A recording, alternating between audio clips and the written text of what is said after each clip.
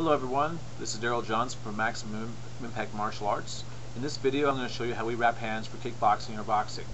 Now, in our school we have two different wraps. We have one for kickboxing and boxing, and we have one for mixed martial arts. The difference being in how much flexibility and articulation we have in the wrist.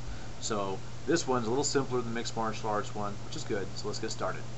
I want to hold the wrap so it goes off the edge of my hand. Where it says this side down, that should be touching my skin. It's not a big deal if it doesn't. It just ends up with a Velcro on the wrong side if you don't do.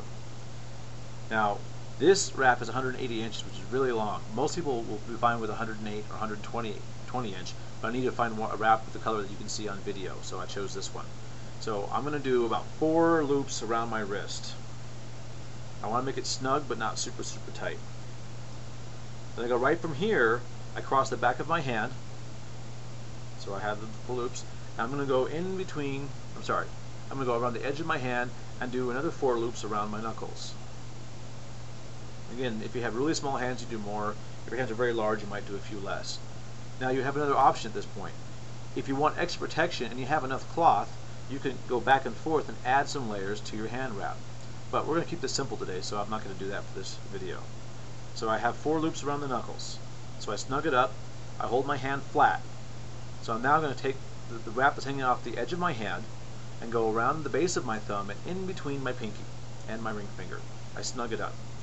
I go back to the base of my hand because I always want to return the loop to where it started.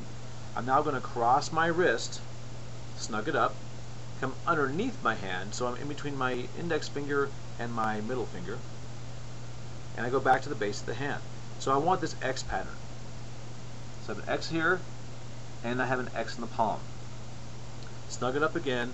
I now go underneath my hand once more and take this cloth and go in between my middle knuckle, or my middle finger and my ring finger, and again I snug it up and I smooth everything out.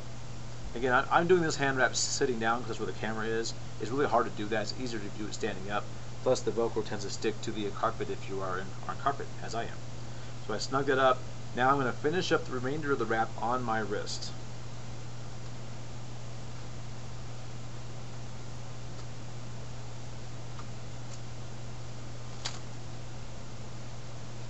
Again, if your Velcro doesn't line up right, you just give it a half twist, but this one does, so we're good here. Now, a lot of coaches and students, they like to wrap their thumb. They'll put loops of cloth around the thumb. I don't, and there's a couple reasons why. First of all, in 20 years, I've never had a problem with my thumb becoming damaged or caught. Secondly, if you're going to be doing a lot of punching, generally you're going to have gloves on, and if you're doing kickboxing or boxing, the gloves will have a thumb that's attached to the glove. So if you want to add some wraps in there, by all means, feel free. I don't like it, personally. And a lot of people will actually end up on the knuckles. I find that it tends to fall apart when you start punching, if you're only using your wraps and not your gloves. So I like to have the finger straps be the last layer on the hand wraps, you can see.